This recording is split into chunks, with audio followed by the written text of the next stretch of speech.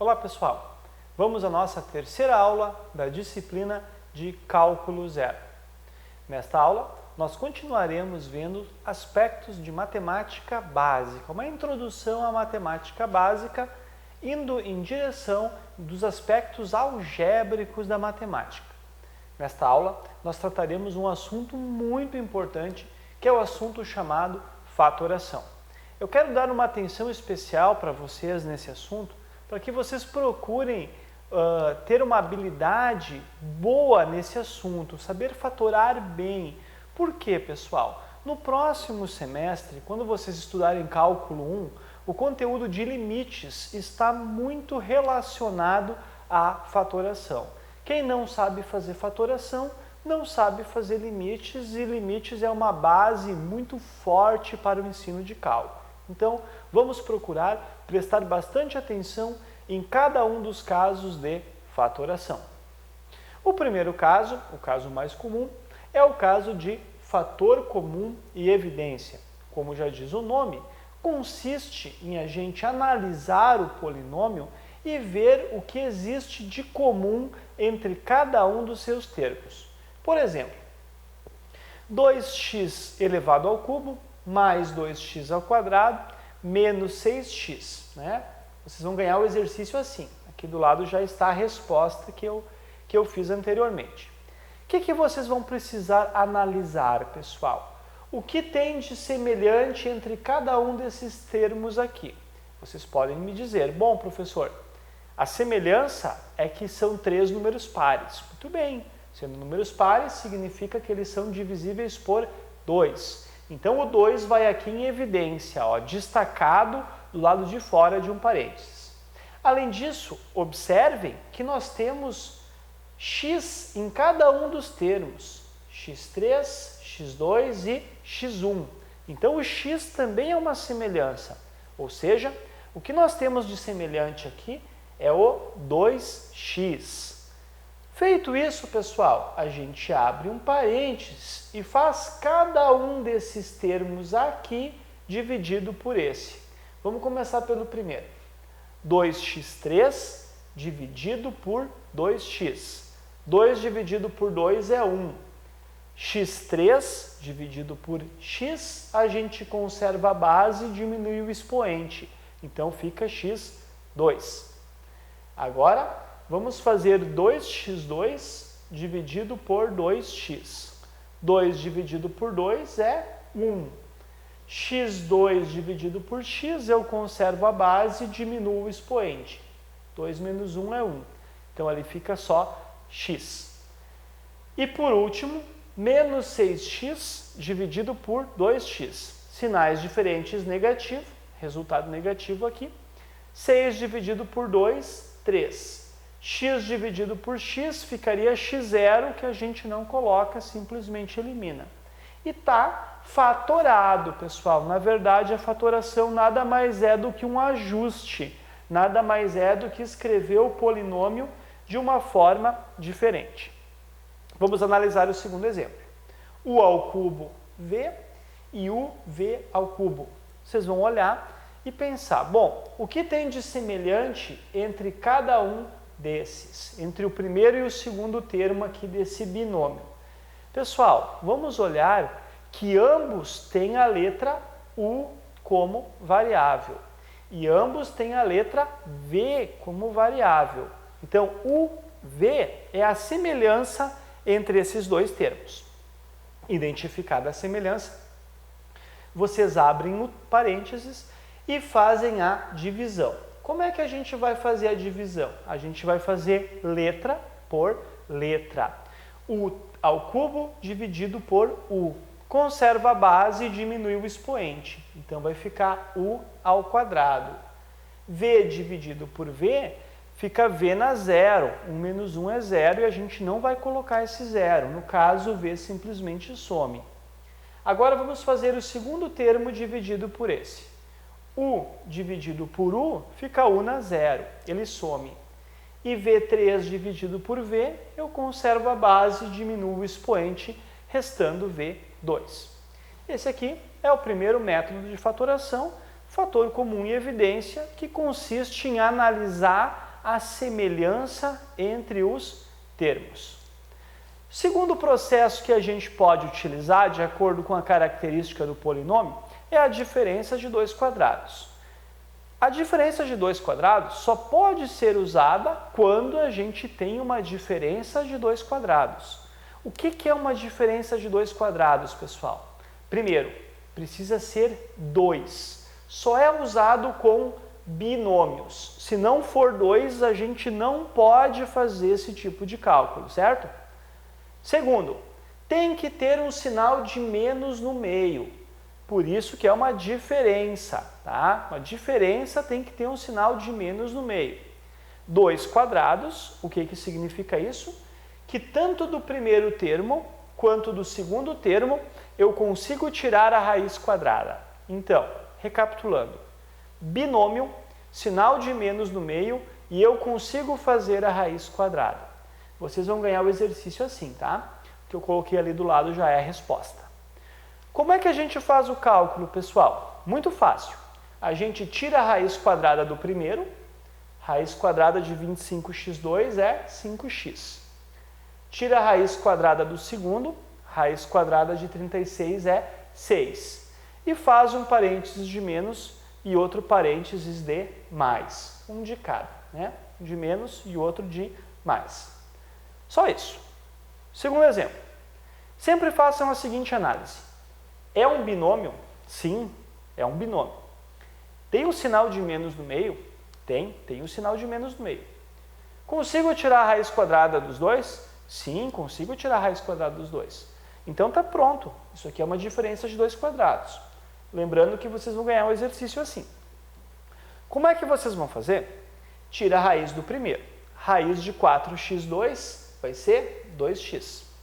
Tira a raiz do segundo. Raiz quadrada de 81 é 9. E constrói um parênteses de menos e outro parênteses de mais. Perfeito, pessoal. Resolvido. Terceiro caso é o trinômio do quadrado perfeito. Como já sugere o nome, o trinômio do quadrado perfeito só pode ser usado em trinômios, ou seja, quando vocês tiverem 3 termos, como no nosso exemplo aqui, ó. X ao quadrado menos 10x mais 25. Entretanto, pessoal, não basta ser um trinômio, ele precisa ser do quadrado perfeito. O que isso significa? Significa que se vocês tirarem a raiz do primeiro, tirarem a raiz do último e multiplicarem as duas raízes entre si e ainda multiplicarem por 2, tem que fechar o resultado do meio. Como assim, professor? Vamos fazer um teste aqui. Tiramos a raiz do primeiro, raiz de x ao quadrado, é x. Tiramos a raiz do último, raiz de 25 é 5. X vezes 5, 5x. Vezes 2, 10x, fechou do meio. Isso é um trinômio do quadrado perfeito, tá? Então, a gente faz um testezinho sempre. Tira a raiz do primeiro, tira a raiz do último, multiplica os dois, multiplica por 2 ainda por cima, e isso tem que fechar o termo do meio, não precisa pensar no sinal, tá? No caso aqui a gente tem menos 10x, pode pensar em módulo, pode pensar só o 10x. Se ficar certinho, pessoal, se der ok, bom, então vocês podem aplicar o método. No que consiste o método de fatoração? Tira a raiz do primeiro, tira a raiz do último, a gente já tinha feito isso, né? Aproveita o sinal do meio, ou seja, esse 10x ele só é usado para indicar qual sinal vai estar aqui, tá? E ainda por cima colocamos uma potência 2. Então a gente vai ter x menos 5 elevado à potência 2. Mais um método de fatoração, pessoal, é o método do agrupamento. Mais uma vez, como sugere o nome, eu só consigo fatorar por agrupamento quando eu formar grupos. Ou seja, reparem que no meu polinômio aqui, eu tenho 4 termos. E eu preciso construir 2 grupos. Então, eu vou construir um grupo com esses 2 primeiros termos, com o 3x2 mais x ao quadrado, e vou construir um outro grupo com o menos 6x menos 2, ok? Pessoal, como é que eu vou trabalhar a partir disso? Depois que a gente fez os grupos, a gente analisa a semelhança. O que a gente tem de semelhança entre 3x3 e x2? Esta questão de semelhança a gente já viu, foi o primeiro método de fatoração que a gente estudou. Entre 3x2 e x2, a semelhança é que ambos têm x. Ambos têm x elevado à potência 2, então x2 é a semelhança. 3x3 dividido por x2, 3 dividido por 1 é 3, conservamos a base e diminuímos o expoente, então é 3x. x2 dividido por x2 vai ser mais 1, né? x2 é um número qualquer, x2 é o mesmo número qualquer, um número dividido por ele mesmo resulta em 1. E aqui, pessoal, 6x mais 2, a semelhança é que são dois números pares, né? Então eles são divisíveis por 2. Então a semelhança vai ser o próprio 2. Reparem que ambos tinham o sinal negativo, por isso que eu destaquei esse sinal negativo para fora do parênteses também. Então aqui, o que a gente vai fazer depois que a gente colocar esse 2 em evidência? 6 dividido por 2, 3. 2 dividido por 2 é 1. Reparem, pessoal, que o conteúdo dos dois parênteses é o mesmo. É isso que caracteriza uma fatoração por agrupamento. Para ajustar isso aqui, a gente escreve novamente um parênteses com o que está dentro, no caso 3x mais 1, e outro parênteses com o que está fora, no caso x ao quadrado menos 2. Esse é o método do agrupamento. Construir grupos, ver semelhança, um parênteses do que está dentro e um parênteses do que está fora.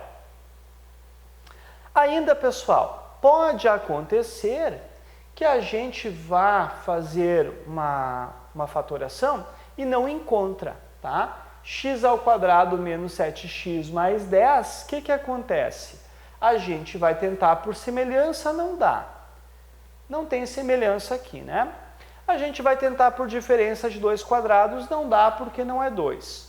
A gente vai tentar por trinômio do quadrado perfeito, não dá porque não é um quadrado perfeito, apesar de ser um trinômio.